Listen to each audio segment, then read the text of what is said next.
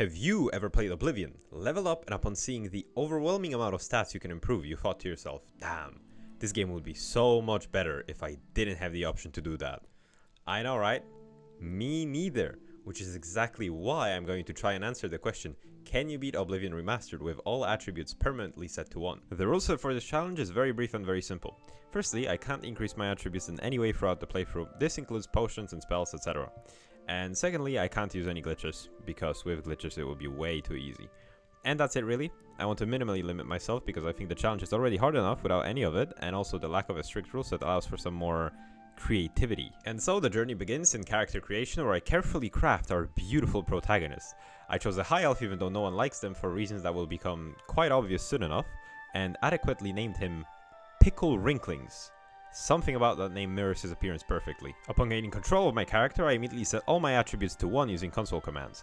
Now as you can see, there are a few immediate issues that arise with having 0 attributes, such as being constantly on 1 HP and having only 4 points of stamina. This effectively means that I can't tank a hit from anything in the game, and on top of that, I can only jump or punch once before having to wait for stamina replenishment. What's worse though, is that sprinting is basically pointless, which would otherwise be an invaluable tool to avoid getting hit. This sure is looking very interesting. But for now, I didn't think much of it and just start following the Emperor and his lackeys, while making sure to completely avoid the assassins, as I'm pretty sure that being too close to a fart from them would result in my immediate and very stinky death. That is, until I'm left alone and finally have to fend for myself. Now I think you all figured out why I picked the High Elf. You see, normally I'd have also 0 magicka to work with, which means that I would have literally no ways of attacking, making this upcoming section a genuine nightmare to deal with. Trust me, I tried.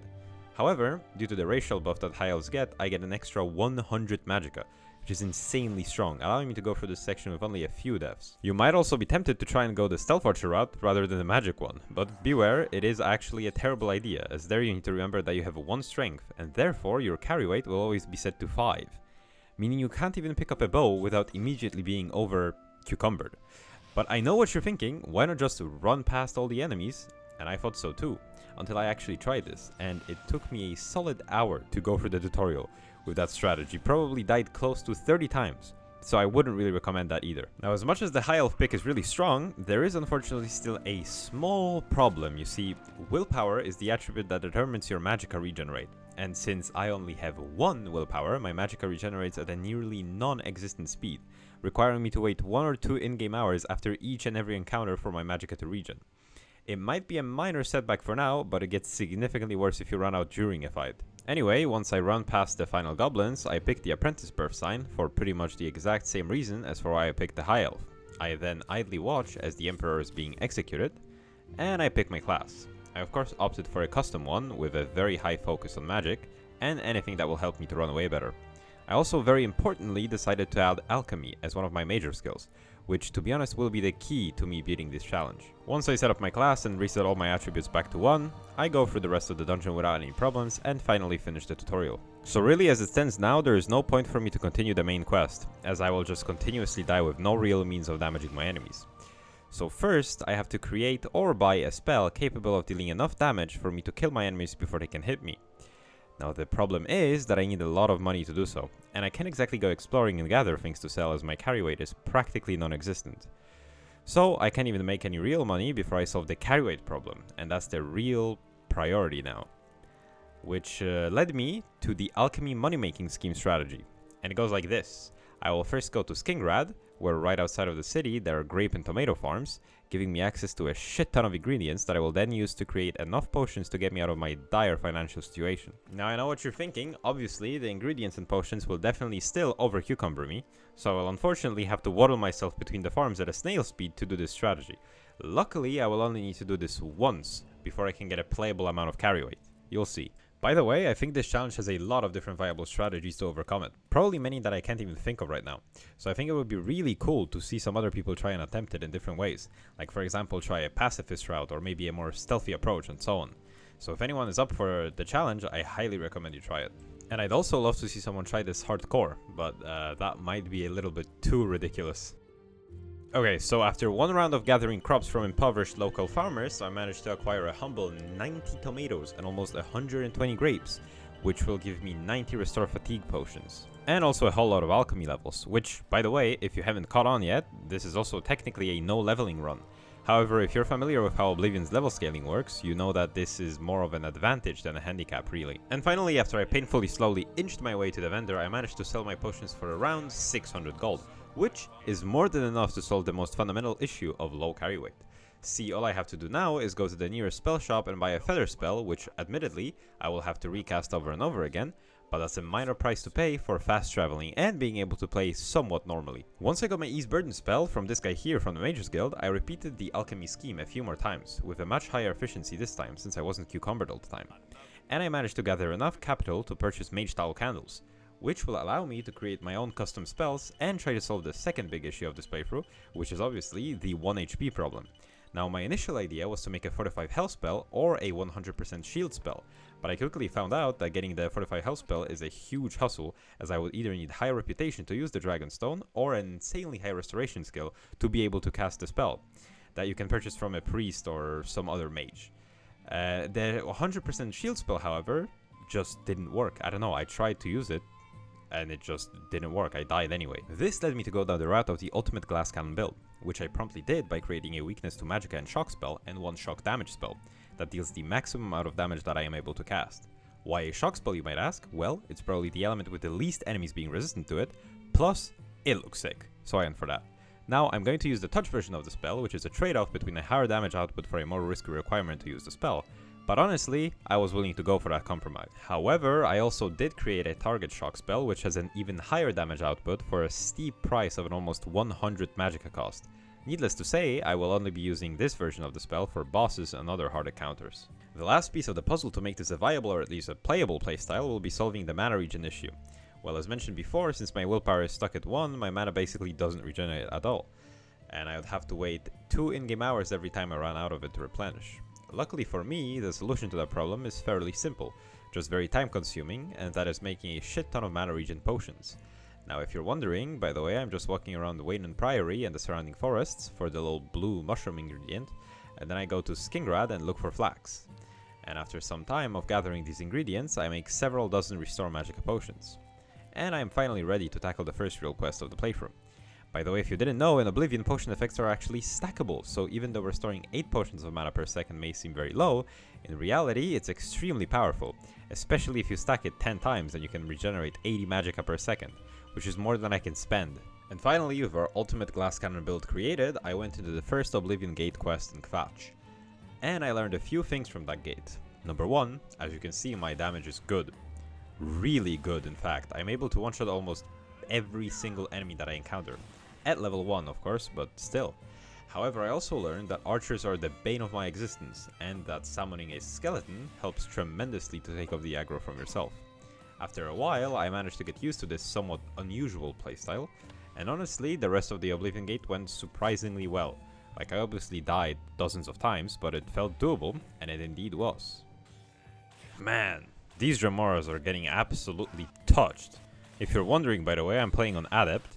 I was considering doing a Master playthrough, but I really don't enjoy the tediousness of Master. And it would look basically the same, I'd just have to put that weakness magic spell on everything, so I opted against it. So after closing my first gate, I gotta say it was actually quite manageable, and it was quite fun as well, because the playstyle is quite different. You have to basically avoid all the hits rather than just tanking them on the face like you usually do. But anyway, I hung around my guard friends afterwards on the backlines as they took care of all our ops, and then I find Martin. After an unfortunately unsuccessful attempt at persuading him to go with me, I have to now liberate the castle. And honestly, it went well. Almost too well. As near the end, I encountered the first enemy which truly gave me some problems. And I'm talking, of course, about the full-grown scamp. Yeah, that's right.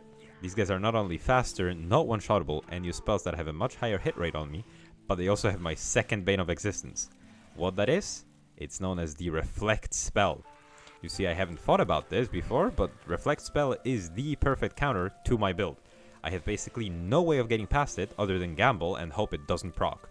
There were so many, and I mean so many deaths, due to me not hitting that jackpot, that I'm not even going to include all of them here. But trust me, it was super annoying. Anyway, I somehow managed to save scum my way through that and finish the Kvatch defense quest. Man, I really hope I do not have to do something like this again. Spoiler alert, I will have to do something like this again. But anyway, back at the Wayland Priory with Martin, it went about as well as I expected, and I managed to kill all the assassins without really much problems. and then I escorted him, aka fast-traveled Martin, to the Rural Temple. From here I did the Boris quest, and fun fact, mudcrabs have unreasonable range. I also tried to save Boris by choosing to sit in the chair instead of him, and I actually managed to do so on my first try, until this one measly goblin ended him out of nowhere. God damn it, I really expected more of you, Boris. Anyway, I then started the Mythic Dawn Infiltration quest, and I predicted that it was actually going to be easier to just go in guns blazing rather than having to deal with being swarmed by ultra high level enemies near the end. Luckily though, I was able to one-shot most of the members, so it wasn't too difficult for the most part, but I still died a number of times. Near the end, however, I had some issues though, as some of the high level members were not one-shottable, forcing me to kite them using the skeleton and apply the weakness to magic combo, but after that it was smooth sailing really. So far I'm quite impressed with how fast I'm moving the main questline, so I kept going to not break my lucky streak, meaning I went ahead and started the Blood of the Deja quest. Until I quickly realized that the smallest level requirement for a Deja quest is 2, and I'm level 1.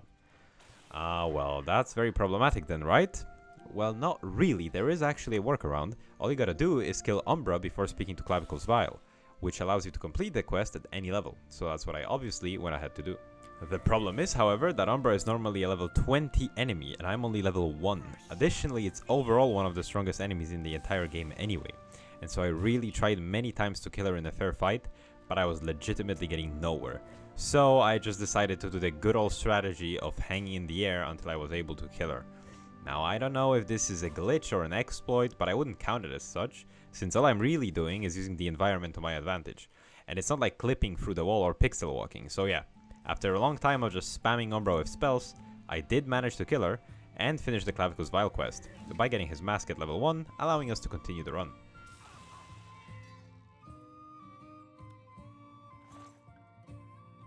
After giving the mask to Martin, next on the agenda was the Blood of the Divines quest, which requires me to get Tiber Septon's armor, by dungeon crawling in possibly the most complicated dungeon in Oblivion. Luckily though, most of the enemies there, such as the ghosts and skeletons, I can easily one-shot, making it fairly easy to reach the blade skeletons, where unfortunately I do have to pull out the weakness to magic combo, since they would otherwise take like 3 hits and my ass is definitely not dodging their attacks with 4 stamina points. In general though, these guys are quite easy if you know how to approach them, as long as you take them from range, pretty much nothing to worry about. So after dispatching all 4 undead blades and retrieving the armor, I can actually say that I think I'm getting quite a bit better at this odd playstyle, funnily enough. Now admittedly, there is a quest to close an Oblivion Gate near Bruma that I completely skipped over, and that's because you have like 3 guards or so to help you in that quest, so it was just exceptionally uneventful and not even worth mentioning. Anyway, after retrieving the armor of Tiber Septim, I immediately went and started the Great Welkinstone quest. This quest though was much more challenging, as I had to maneuver between the archer goblins and skeletons, and I often had to take on multiple enemies at once, which made it very hard to come out unscathed. Additionally, the zombies were not one-shottable, so I had to waste tons of magicka to use the weakness combo on them. And on top of that, I forgot just how extensive this dungeon is. As you can see from the montage, there was a lot, and I mean a lot of enemies to go through in this one. And by the way, I was using so much magicka that I actually had to go and restock my restore potions, since I completely ran out.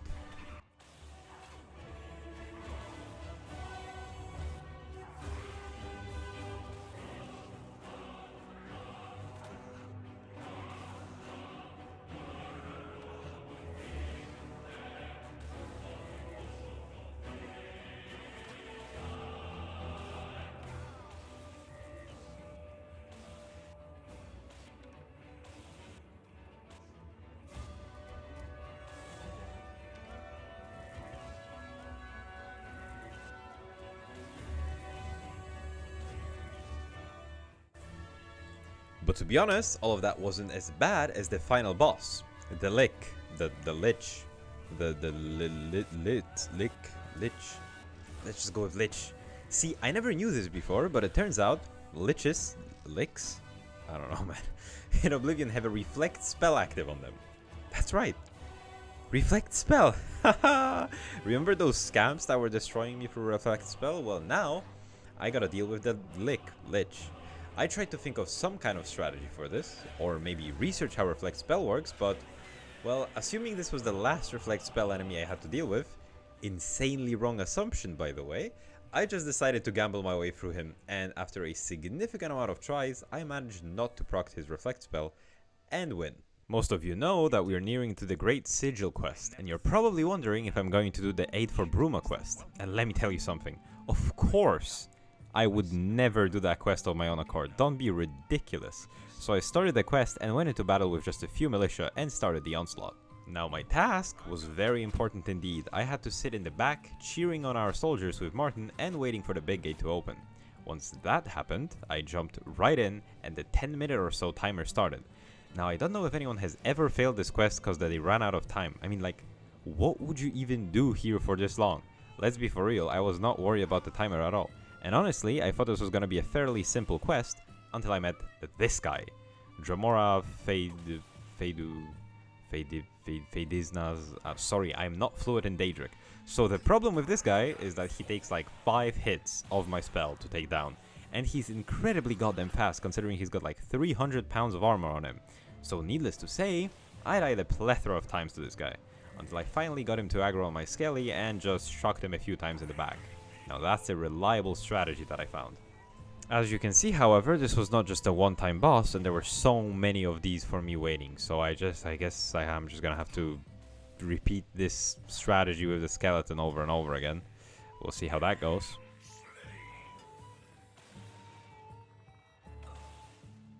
And there's my answer, it doesn't. It just doesn't go. Oh my god, this will be such a long quest. But while I'm slowly chipping away at this gate, I gotta say man, in retrospect, Oblivion's main quest is actually quite a banger. Like, sure, the story maybe isn't, you know, Tolkien level writing, but compared to the other Elder Scrolls, I think it has the strongest quest lines of them all.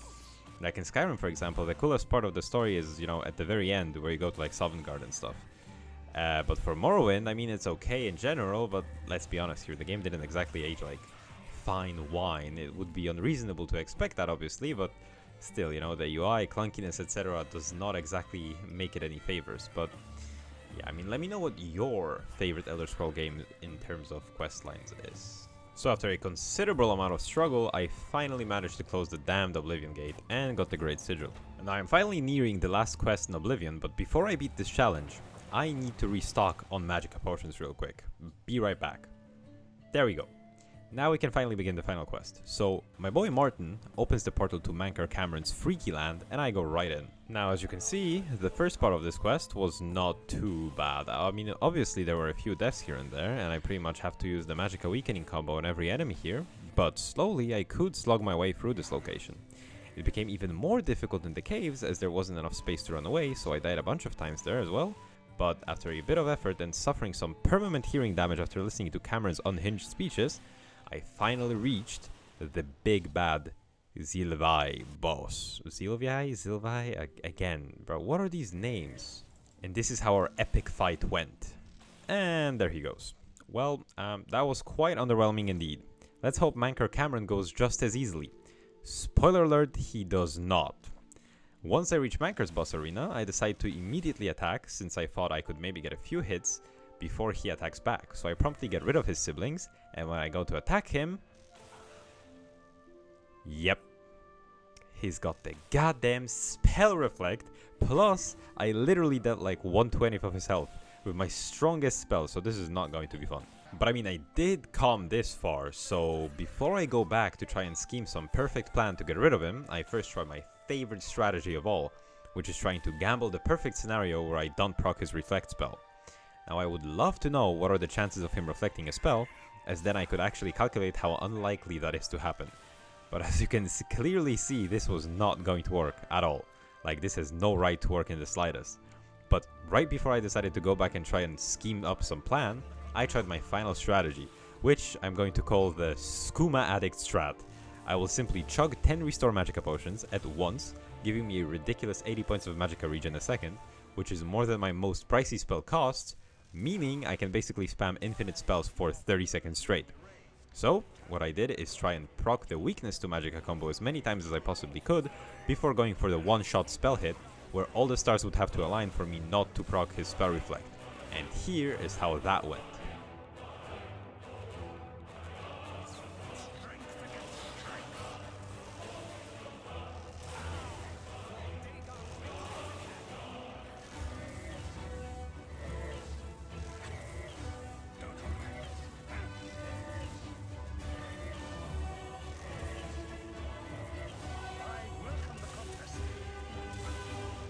Boom! Best strat for a reason. I had utmost confidence in it from the beginning. Now I went and stole his accursed reflect spell robes and used it proudly as my first piece of clothing for the rest of this run. And so once I get teleported back out to the real world, I immediately start the final quest where I embarrassingly died way too many times to those initial 2 Dremoros. And then I basically run past all the other enemies here. For a second I contemplated trying to one-shot Meyrunes Dagon, just to rub it in that a level 1 Pickle Rinklings of the Limpy Noodle class has enough power to kill a Daedric Prince, but on a second thought I decided it ain't worth it, and I just let Martin do his thing. And so finally I proved that yes, you can indeed beat Oblivion with all attributes permanently stuck at level 1.